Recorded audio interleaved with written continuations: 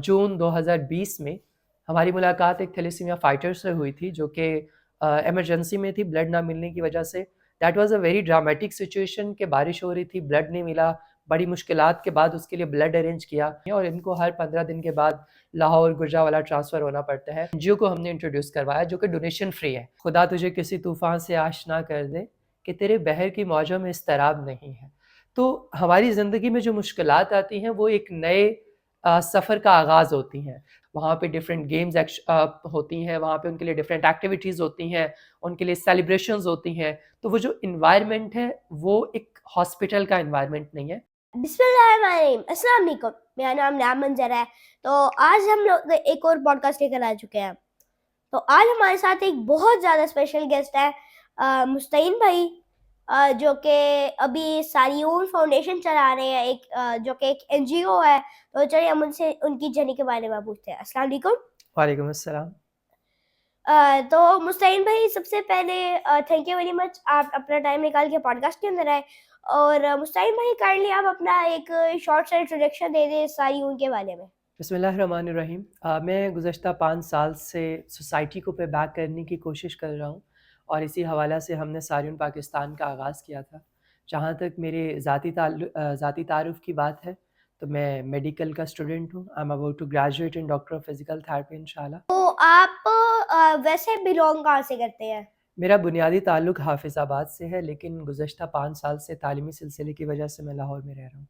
तो आपने कब ये वॉलंटियरिज्म शुरू की और किस तरह आप इस जर्नी में आए? मेरी उम्र उस वक़्त 11 साल थी जब मैंने पहली दफ़ा अपने वॉलंटियरिज़म के सफ़र का आगाज़ किया, जो कि पाकिस्तान बॉय स्काउट एसोसिएशन से था और आहिस्ता-आहिस्ता फिर डिफरेंट इदारों से होता हुआ और अब तक अल्हम्दुलिल्लाह मैं कोशिश कर रहा हूँ कि सोसाइटी को किसी भी मुख्तलिफ़ शोबाजात में पे बैक दे सकूँ। जी माशाल्लाह मुस्तईन भाई, तो आपने आपकी मतलब क्या इंस्पिरेशन थी जो आपने वॉलंटियरिज्म में आया? मुझे याद पड़ता है कि मैं 6th क्लास का स्टूडेंट था और हमारा एनुअल फंक्शन हो रहा था स्कूल में।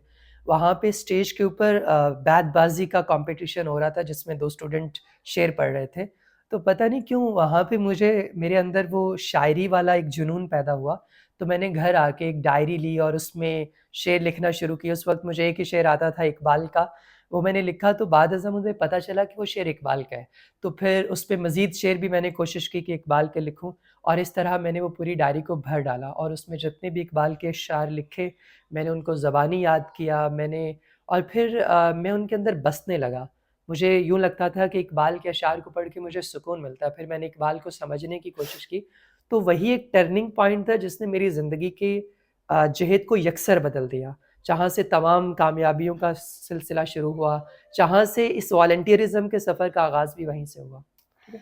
तो आपने ये भी बताया था कि आप रेस्क्यू 1122 में भी जो है वो आपने ट्रेनिंग ली थी और आप वहाँ पे वॉलंटियर के तौर पे काम भी कर चुके हैं। तो वहाँ पे आप किस तरह गए? किस तरह आपने वहाँ पे भी ट्रेनिंग की अपनी? पाकिस्तान बॉय स्काउट एसोसिएशन के बाद जो मेरा दूसरा डिपार्टमेंट था जिसको मैंने जॉइन किया, दैट वाज़ रेस्क्यू 1122, जिसको मैंने एक वॉलंटियर की हैसियत से जॉइन किया। इब्तदाई ट्रेनिंग जिसमें बीएलएस थी, फायर ट्रेनिंग्स थी, डिज़ास्टर की, वो सारी करने के बाद फिर मैंने रेस्क्यू 1122 में इंटर्नशिप की, जो कि एक बहुत लॉन्ग टर्म इंटर्नशिप थी जिसमें मैंने कम्युनिटी में जाके, ग्राउंड पे जाके डिफरेंट टाइप ऑफ इमरजेंसीज़ को डील किया, एम्बुलेंसेस पे, फायर केसेस में और डिफरेंट टाइप ऑफ इमरजेंसीज़ को डील किया। और ये करने के साथ-साथ फिर डिफरेंट कम्युनिटी ट्रेनिंग्स को हैंडल किया। फिर एक कम्युनिटी टीम होती है जिसको हम बोलते हैं shirt, community emergency response team. मैं उसका जी। टीम लीडर भी रह चुका हूँ और इस सारे सफ़र के दौरान सर्ट चैलेंज में भी पार्टिसिपेट किया है और कई नाइस। हज़ारों वॉलंटियर्स को ट्रेन भी कर चुका हूँ फर्स्ट एड ट्रेनिंग के हवाले से। तो इसके बाद आपने अपनी भी एक फाउंडेशन शुरू की थी जो आज तक आप चला रहे हैं, जिसको उसका नाम है सारियून। तो आपने सारियून को क्यों शुरू किया? सारियून के पीछे की इंस्पिरेशन क्या थी? जी। सारियून के सफ़र के बारे में वो लोग ज़्यादा बेहतर इसको जान सकते हैं जिनका तारुफ़ इकबाल से कहीं न कहीं ज़िंदगी में हुआ है। क्योंकि सारियून के आगाज़ की अगर मैं बात करूँ तो इसका आगाज़ सरीहतन ऐसा है कि हम कुछ ऐसा करना चाहते थे जो कोई और नहीं कर सका या जो थोड़ा-सा मुख्तलिफ हो। इन शॉर्ट आप कह सकते हैं कि हम दरिया की मौजों के बरक्स चलना चाहते थे। तो उसमें हमने एक प्रोजेक्ट डिज़ाइन किया। इकबाल का एक बहुत खूबसूरत शेर है कि तो ऐसे ही जब-जब, जैसे-जैसे ज़िंदगी में मुश्किलात आती गई, मसाइल से सामना होता गया, ہم نے ان مسائل کو بہتر کرنے میں، اور ہم نے کوشش کی کہ یہ مسئلہ، یہ مشکل دوبارہ کسی کو نہ فیس کرنی پڑے. تو ہم نے نئے پروجیکٹس کا آغاز کرنا شروع کیا، اور اسی طرح ڈیولپ ہوتی گئی ساریون پاکستان، اور آج ایک بہت بڑا پروجیکٹ بن چکی ہے. اور اگر میں اس کی اسپیسیفکلی آغاز کی بات کروں کہ کون سا حادثہ اس کے آغاز کی وجہ بنا، تو مجھے یاد پڑتا ہے کہ جون 2020 میں ہماری ملاقات ایک تھیلیسیمیا فائٹر سے ہوئی تھی، جو کہ ایمرجنسی میں تھی بلڈ نہ ملنے کی وجہ سے. That was a very dramatic situation کہ بارش ہو رہی تھی، بلڈ نہیں ملا، بڑی مشکلات کے بعد اس کے لیے بلڈ ارینج کیا. دین ہمیں پتہ چلا کہ حافظ آباد ایک ایسا شہر ہے جہاں پہ ان بچوں کے لیے بلڈ ٹرانسفیوژن کی سہولت موجود نہیں ہے، اور ان کو ہر 15 دن کے بعد لاہور گجرانوالہ ٹرانسفر ہونا پڑتا ہے. تو دین وی ڈیسائیڈڈ کہ ہم ایک ایسا پروجیکٹ ڈیزائن کریں گے جو ان بچوں کو فیسیلیٹیٹ کرے گا، جو کمیونٹی کو پہ بیک دے گا، اور ہم نے اس کا نام رکھا ساریون پاکستان.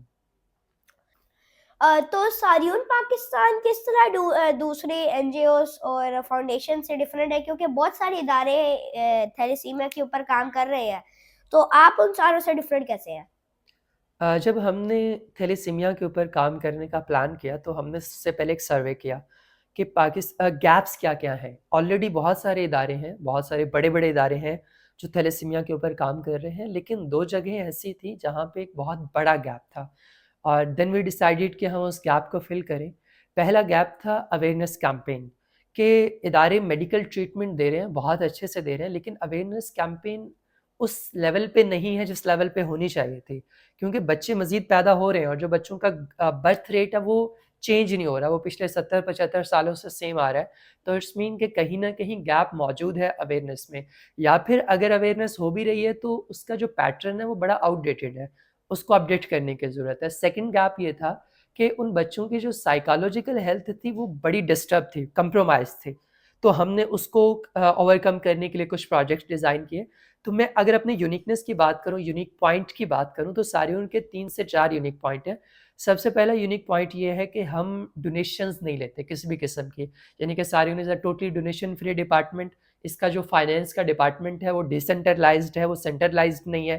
ہمارا جتنے بھی پروجیکٹس ہوتے ہیں وہ سارے کے سارے ڈیسنٹرلائزڈ ہیں. اس میں ہمارا جو مین فوکس ہوتا ہے وہ والنٹیئرز پر ہوتا ہے، بجائے اس کے کہ ہم فائنینس کی طرف زیادہ دھیان دیں. اور اس بات کو بھی اگین وہی لوگ سمجھ پائیں گے جو اقبال کو بہت اچھے سے جانتے ہیں، ان کے نظریات سے آگاہی رکھتے ہیں. تو ایک تو ہمارا یہ یونیک پوائنٹ ہے کہ ہم نے ایک ایسا کانسیپٹ لے کر آئے، ایک ایسا ماڈل، ایک ایسی. سیکنڈلی ہمارا پروجیکٹ، ہماری یونیکنیس یہ ہے کہ ہم اپنے فائٹرز کو یوٹیلائز نہیں کرتے، ہم ان کو مارکیٹ نہیں کرتے.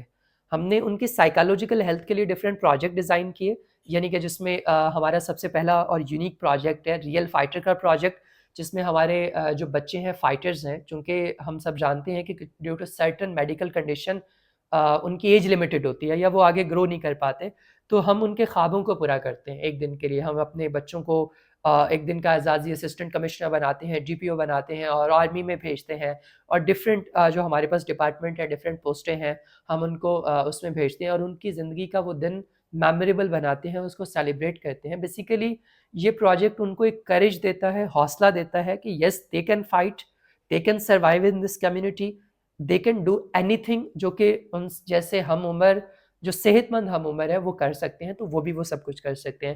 سیکنڈ، ہم اپنے تمام فائٹرز کی برتھ ڈیز کو سیلیبریٹ کرتے ہیں. That is also a unique point کہ ہم ان کو سیلیبریٹ کرتے ہیں. پھر ہم جن سینٹرز میں وزٹ کرتے ہیں یا جن سینٹرز کے ساتھ ہم اٹیچ ہیں، ہم نے ان سینٹرز کو ایک گھر کا انوائرمنٹ دیا ہے. وہاں پہ ڈفرینٹ گیمز ہوتی ہیں، وہاں پہ ان کے لیے ڈفرینٹ ایکٹیویٹیز ہوتی ہیں، ان کے لیے سیلیبریشنز ہوتی ہیں. تو وہ جو انوائرمنٹ ہے وہ ایک ہاسپٹل کا انوائرمنٹ نہیں ہے بلکہ گھر کا انوائرمنٹ ہے. پھر ہم اپنے بچوں کو پیشنٹ نہیں کہتے، ہم ان کو فائٹر کہتے ہیں. نہ ہی ہم ان کو پیشنٹ سمجھتے ہیں، ہم ان کو ریئل فائٹر سمجھتے ہیں، اور اسی کے اکارڈنگلی ہم ان کے ساتھ ٹریٹ کرتے ہیں. ان کے لیے ڈفرینٹ ہیلدی ایکٹیویٹیز ہوتی ہیں، ان کے آؤٹ ڈور ٹورز ہوتے ہیں. دین ہمارا جو دا موسٹ امپارٹنٹ پروجیکٹ ہے ساز حیات. ساز حیات کی اگر میں بات کروں تو پاکستان میں پہلی مرتبہ ہم نے ایک فیسٹیول انٹروڈیوس کروایا جو کہ کسی پیشنٹس کے لیے تھا. اور الحمدللہ اب تک ہمارے 8 نیشنل تھیلیسیمیا فیسٹیولز ہو چکے ہیں، لاہور، فیصل آباد، ملتان، حافظ آباد، تپال پور، پاک پتن اور ڈفرینٹ شہروں میں. جی ان میں بہت ایک ویل اسٹرکچرڈ ہمارا فیسٹیول ہوتا ہے جس میں بچوں کے لیے ڈھیر ساری فن ایکٹیویٹیز ہوتی ہیں. مین ٹو سے کہ اگر میں ساریون کی بات کروں تو ساریون کا جو سلوگن ہے تھیلیسیمیا ڈپارٹمنٹ کا وہ یہ ہے کہ یہاں زندگی مسکراتی ہے. ہم نے اپنے بچوں کو مسکرانا سکھایا ہے, ہم نے ان کو اس ڈپریشن سے نکالا ہے, ہم نے ان کو اس ڈیزیز سے فائٹ کرنا سکھایا ہے.